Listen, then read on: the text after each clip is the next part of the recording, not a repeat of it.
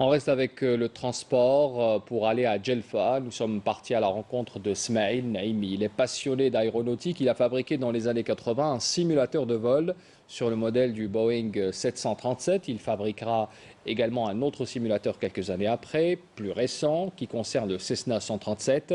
Saïda Mayouf s'est rendu à Djelfa à sa rencontre. Reportage.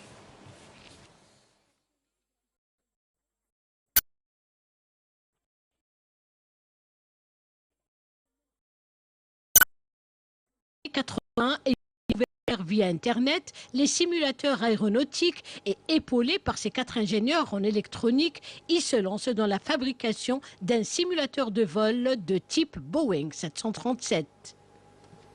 J'ai découvert le simulateur dans les années 80. Puis jusqu'aux années 90, je me suis concentré sur le domaine.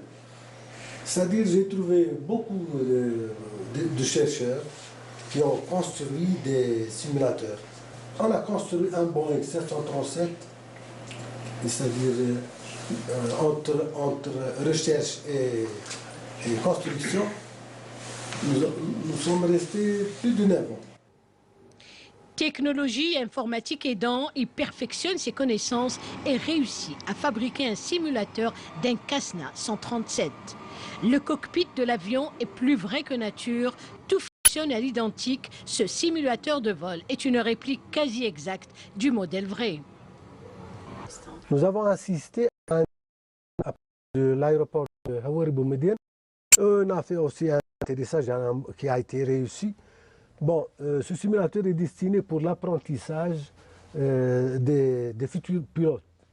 Il a toutes les commodités de vol, comme vous voyez. Bon, le matériel, c'est pas comme l'ancien matériel du Cessna 172. Celui-là, il est bien plus perfectionné que l'ancien système. On a changé et on a fait beaucoup d'améliorations, comme vous avez vu à l'intérieur avant. Bon, il est équipé du FMC, il est équipé de toutes les commodités de la navigation que le pilote cherche. C'est-à-dire, à partir de ça, il peut piloter aussi un Beechcraft. Un Beechcraft, et une fois qu'il obtient son PPL, il peut accéder à d'autres brevets. Dans cette salle de commande, nous proposons différentes pannes aux stagiaires par des conditions climatiques extrêmes. Et c'est à eux de résoudre les problématiques tout en étant dans les airs afin d'être prêts à la navigation aérienne. Même si les avions restent cloués au sol par ces temps de pandémie, nous avons eu la chance inouïe de devenir copilote de ligne d'un jour. Décollage à partir de l'aéroport Hawari Boumediene d'Alger, atterrissage à l'aéroport de Londres avec un paysage reproduit à la perfection. Vous allez m'entendre suivre les conseils que je vais vous donner.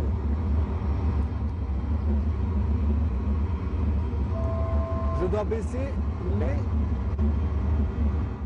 Voilà donc pour ce simulateur Made in Algérie. On parle également de l'engineering, cette fois Made in Algérie toujours, pour parler de l'unité Fab Lab qui offre à ses clients de fabriquer n'importe quel prototype sur maquette numérisée.